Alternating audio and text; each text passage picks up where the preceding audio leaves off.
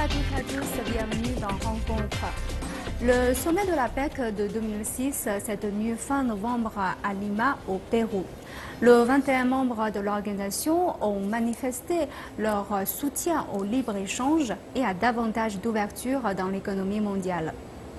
Dans le même temps, le nouveau président américain Donald Trump a affiché son hostilité envers les traités de libre-échange multilatéraux et qu'il a annoncé qu'il retirait les États-Unis du traité de libre-échange transpacifique dès son premier jour du mandat.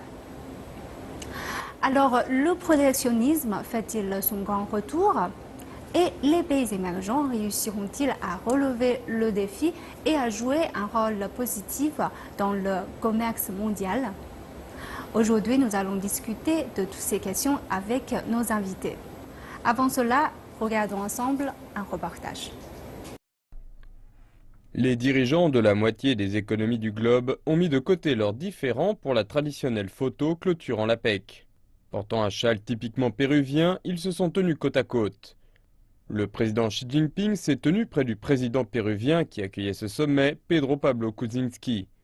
Le président Barack Obama, à l'occasion de sa dernière étape en tant que dirigeant de la plus grande économie mondiale, se tenait dans la dernière rangée. Les discussions difficiles mises de côté, tous se sont accordés pour soutenir le libre-échange. Dans sa déclaration de clôture, le président Kuczynski expliquait que le protectionnisme endommagerait les 21 économies de l'Asie-Pacifique, représentées ici, faisant clairement référence aux inquiétudes sur le fait que le successeur d'Obama à la Maison-Blanche ne transforme le paysage des échanges commerciaux dans la région Asie-Pacifique. S'exprimant samedi à l'occasion d'une réunion bilatérale entre la Chine et les États-Unis, le président Xi Jinping a non seulement promis d'ouvrir encore davantage l'économie chinoise, mais également d'étendre la coopération avec les États-Unis. Lors de son discours de samedi, Xi Jinping a laissé entendre que Beijing prendrait les rênes du commerce mondial si Washington se tournait vers le protectionnisme. Le président Xi Jinping a promis que la Chine ne claquerait pas la porte au monde extérieur, mais qu'au contraire, elle l'ouvrirait davantage. Il a ajouté que l'innovation et la connectivité étaient les nouvelles sources de la croissance, qui stimuleraient le libre-échange à travers l'Asie-Pacifique. La Chine fera la promotion de sa vision du commerce régional à travers 2 propositions de blocs de libre-échange, l'un d'entre eux excluant les États-Unis. Nous recevons sur notre plateau M. Ding Yifan. Vous êtes directeur du Centre de recherche sur le développement du Conseil des affaires d'État. Vous êtes économiste et aujourd'hui nous allons parler de la PEC et des libre-échanges. Alors, on voit que cette fois, les membres de la PEC ont beaucoup insisté sur l'ouverture. Par exemple, le président chinois a déclaré dans son discours que l'ouverture était vitale pour le développement de l'économie mondiale. Et le président du pays hôte, le Pérou, quant à lui, a déclaré que le libre-échange est fondamental pour la prospérité du monde.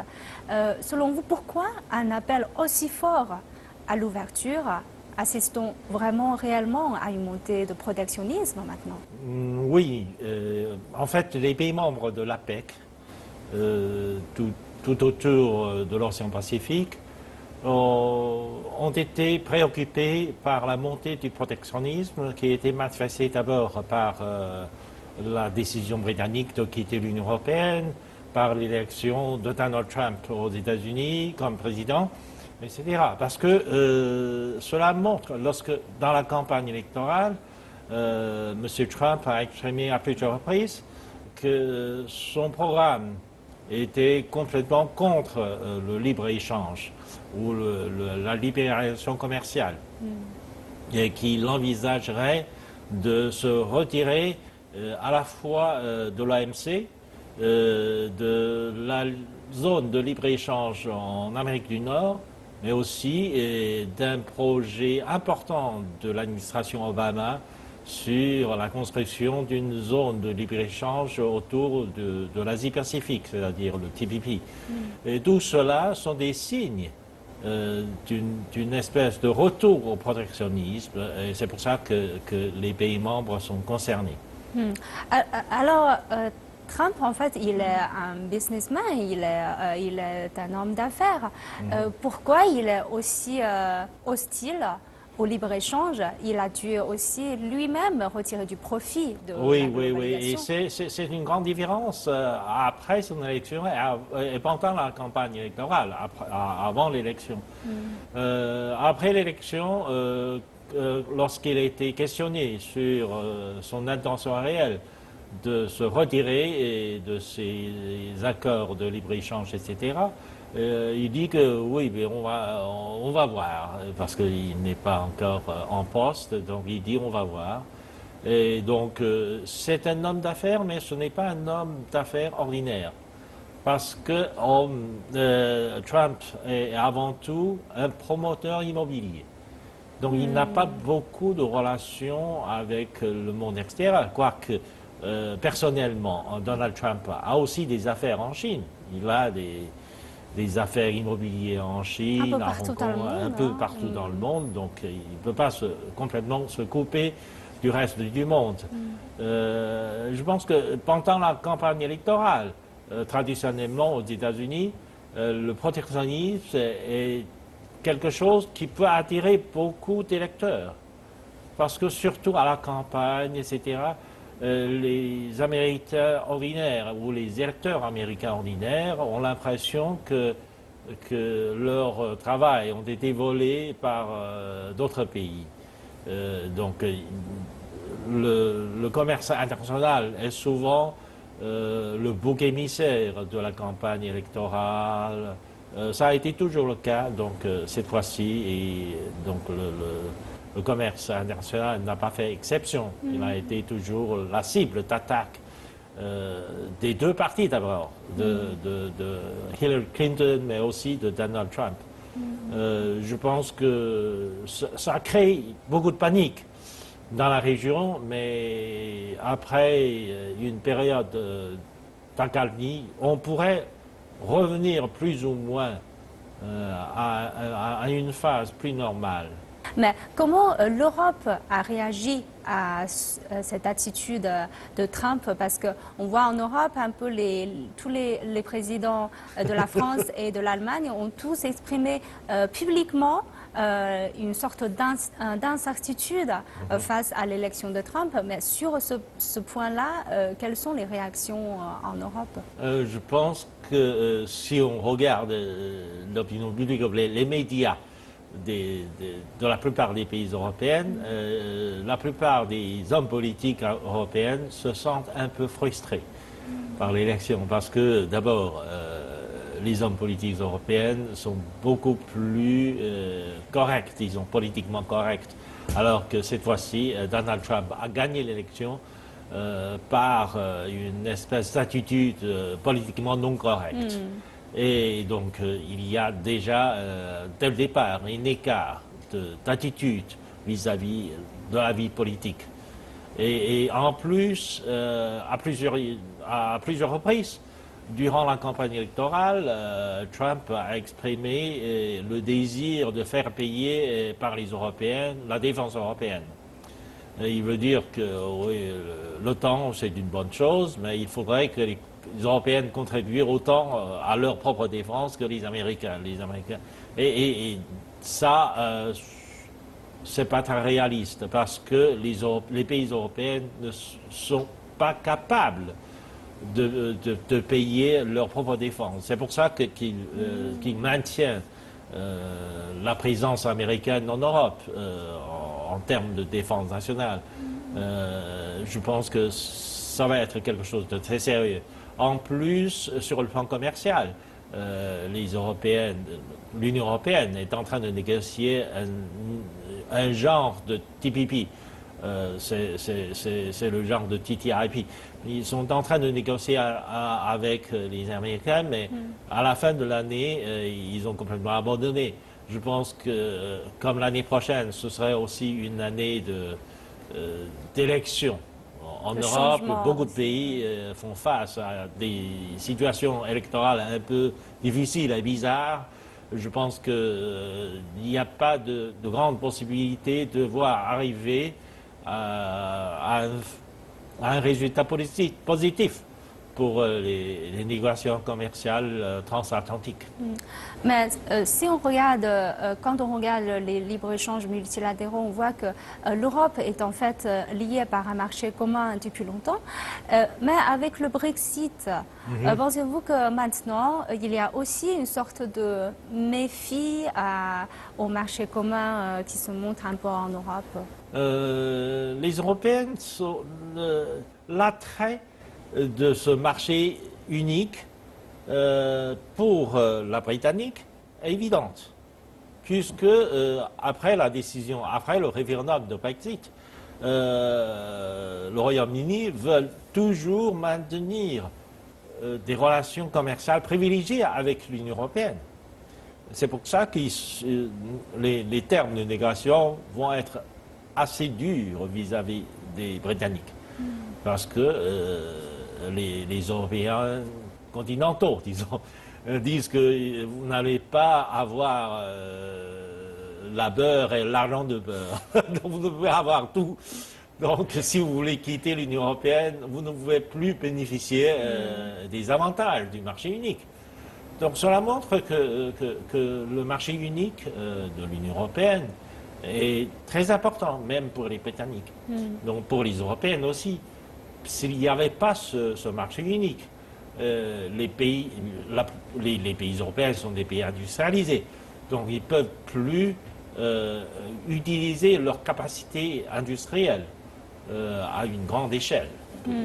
Donc ça va être un peu difficile. Mais le problème en Europe, c'est qu'en dépit d'un marché unique, leurs entreprises restent encore nationales. Donc le marché unique n'a pas pu favoriser l'émergence ou le développement des grandes entreprises européennes pour réduire, pour augmenter les efficacités et réduire les capacités industrielles en surplus dans le reste des pays membres. Donc, il y a toujours l'attrait du marché commun et Oui. on voit bien que les membres, les 21 membres de l'organisation de l'APEC ont tous soutien le FTAAP qui arrive finalement à une zone de libre-échange dans la région Asie-Pacifique. Plus concrètement, comment cela va bénéficier réellement aux pays concernés? En fait, le FTAAP a été à l'origine une idée américaine. Ce sont des Américains qui ont exprimé au début du siècle de voir émerger dans la région Asie-Pacifique une grande zone de libre-échange. On voit qu'Obama était aussi présent. Oui, à la fin, ils ont abandonné ça. Parce que, à la fin, surtout depuis le début de ce siècle, comme la Chine se développe assez rapidement et que la Chine est devenue très très vite le plus grand partenaire commercial de tous les pays de la région. Du coup, les Américains ont pris peur d'une certaine manière sous le gouvernement Obama, ils ont inventé un projet alternatif, le TPP. Le TPP est un projet alternatif au projet de FTAAP. Parce que dans le projet de FTAAP, comme c'est un projet de libre-échange, il n'y a pas d'autres clauses dans d'autres domaines. Alors que dans le projet de TPP, ils ont ajouté beaucoup de clauses visiblement à l'attention de la Chine. Ils veulent utiliser le TPP comme un instrument géopolitique pour exclure la Chine de cette zone de libre-échange, en fait. C'était ça. Donc c'est certain. Plus une fois, les stratégistes américains, quand ils ont témoigné devant le Sénat américain, devant le Congrès américain, ils ont ouvertement avoué que l'objectif final de TPP est d'exclure la Chine de cette zone économique et commerciale, de façon à affaiblir la capacité chinoise dans la région. Certains disent que le TPP est une chose plus formelle mais c'est un protectionnisme plus formel, on dirait. C'est ça, oui. C'est aussi une sorte de protectionnisme. Oui, le TPP est un projet, en fait, de caractère géopolitique, mais sous une apparence de libéralisation commerciale. Mais c'est complètement différent de FTAP. Complètement différent. FATTP, c'est un projet de libéralisation commerciale dans la région. Et je pense que finalement, si le projet de FTAP se réalise dans la région, ça apportera beaucoup plus de chances aux petits pays de la région de participer à la croissance régionale. Et cela pourrait apporter beaucoup de bien à l'économie américaine. C'est pour ça que ce projet a été proposé par les Américains au début du siècle. Et donc, est-ce que vous voulez dire que les traités de libre-échange multilatéraux seront plus favorables aux pays moins développés qu'un pays développé? Est-ce qu'on peut dire ça? D'une certaine manière, un projet de libre-échange multilatéral profite à tout le monde, les grands comme les petits, parce que c'est la théorie, au moins. C'est la théorie du commerce international. Dans un modèle de libre-échange multilatéral, toutes les économies peuvent développer leurs avantages comparés. Car chaque économie a des avantages en comparaison avec d'autres. Et dans un système de libre-échange, tout le monde doit développer ses propres capacités ou ses avantages qui ne sont pas les mêmes que les autres. Et le résultat, c'est qu'on ajoute tous les avantages ensemble. Le résultat est forcément plus grand qu'individuellement. Ils produisent sans tenir compte de leurs avantages spéciaux.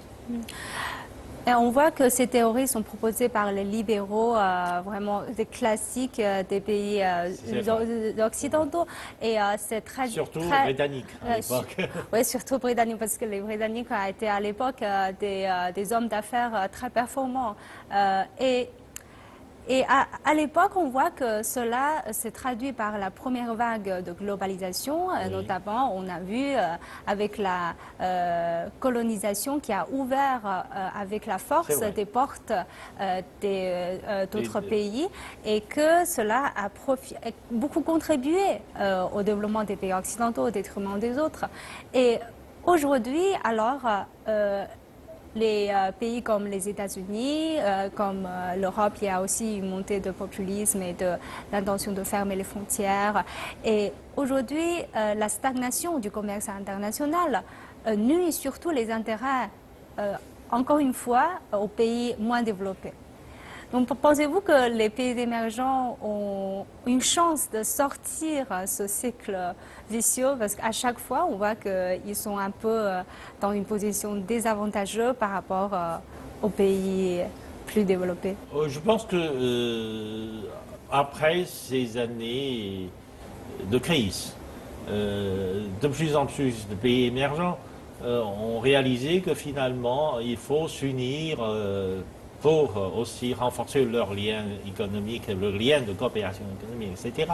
C'est dans ce cadre-là que le gouvernement chinois avait formulé cette initiative de renouvellement de l'ancienne route de la soie, que ce soit la route de la soie maritime ou l'ancienne route de la soie terrestre. Et ce projet a eu des échos très favorables parmi les pays le long de l'ancienne route de la soie. Et de ce point de vue, je pense que la Chine est en train de renforcer les liens économiques, commerciaux et de coopération économique avec des pays émergents et avec des pays en développement.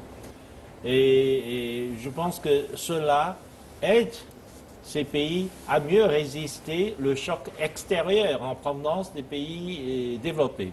Surtout des pays en Asie centrale. Pas seulement des économies de l'ASEAN, par exemple, des pays de l'Asie du Sud-Est, des pays, un certain nombre de pays de l'Afrique, Mais aussi, la Chine a un cadre de coopération économique et de libre-échange avec les pays de l'Europe, mais en particulier de l'Europe de l'Est et de l'Europe orientale. Non, de l'Europe orientale et de l'Europe centrale. Nous avons un cadre de négociation pour le libre-échange avec 16 pays de l'Europe orientale et centrale. Et pour cela, on va continuer à aider ces pays à améliorer leurs infrastructures de façon à promouvoir le lien commercial, parce que le lien commercial dépend aussi des conditions d'infrastructure. S'il y a des chemins de fer, s'il y a des autoroutes, s'il y a les moyens de communication, etc., etc. Et tout cela dépend aussi de la coopération de ces pays avec la Chine. Mais est-ce qu'on peut dire, selon vous, est-ce que la montée du protectionnisme vont influencer les projets entre les pays émergents? Je pense que si. Dans quelle mesure? Si. Dans quelle mesure? On est déjà dans une économie globalisée. Le protectionnisme va d'une manière ou d'une autre affecter les liens économiques entre les autres pays. Mais il ne faut pas être très pessimiste. Donc je dirais le retour du protectionnisme dans les pays développés peut avoir des effets à la fois négatifs mais aussi positifs. C'est-à-dire sur les pays émergents ou sur les pays en développement. Parce que autrement, si les pays développés ferment leurs portes et se rétrécissent sur leur propre marché, eh bien les pays émergents seraient obligés de se coopérer entre eux. Donc cela va créer plus de dynamisme, plus de solidarité, entre émergents. eux. Donc il pourrait créer d'autres opportunités d'investissement et de commerce. Tel est le cas de la création de la nouvelle banque de développement. Parmi les pays de BRICS, on a créé une nouvelle banque de développement. Tel est aussi le cas de la création de EIB, de la banque d'investissement dans les infrastructures asiatiques. Et ça pourrait aussi aider les autres pays asiatiques à développer leurs infrastructures, à développer des instruments qui pourraient relier les économies ensemble dans la région.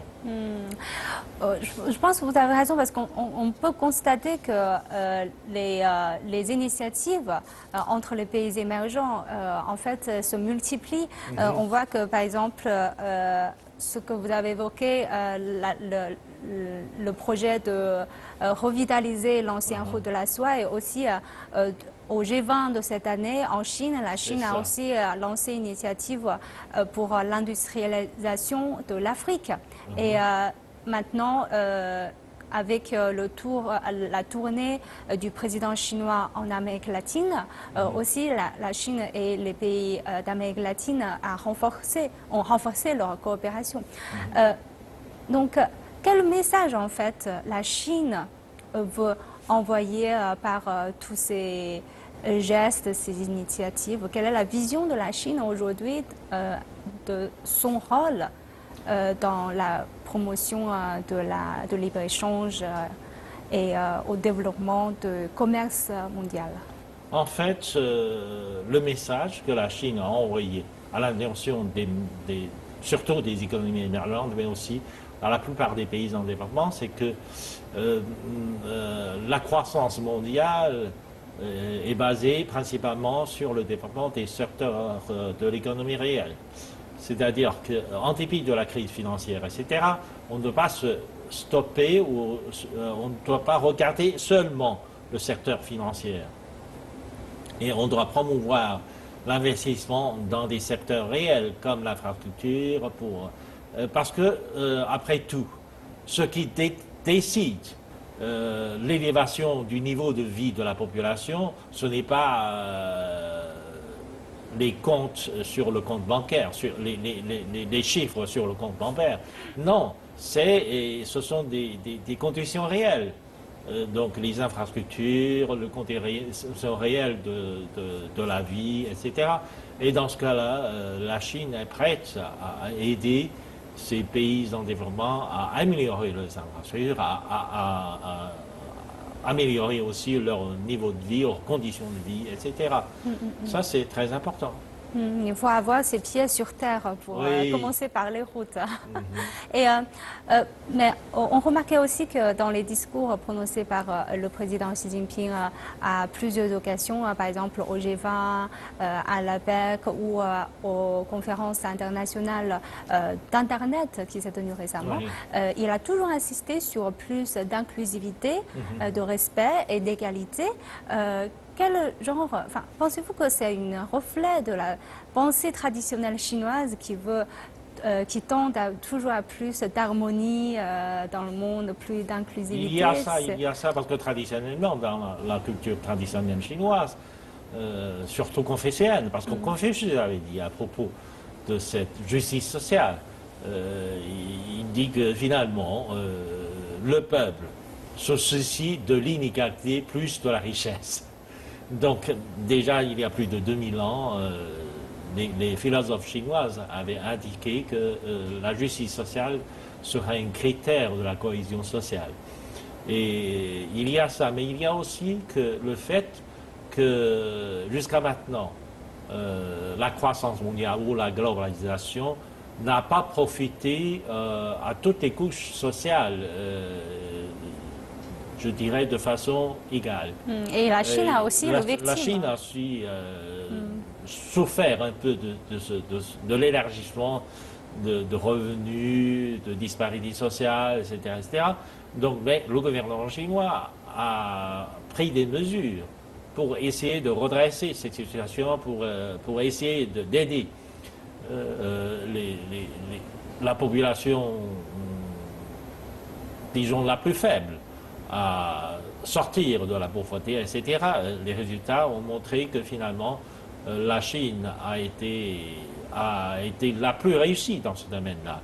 Alors réduction de pauvreté, oui, aussi bien que du côté des pays développés que du côté des pays en développement, l'élargissement de l'écart des couches sociales, etc., continue à s'accroître. Donc, il faut insister sur la croissance inclusive, c'est-à-dire que la croissance doit profiter à tout le monde.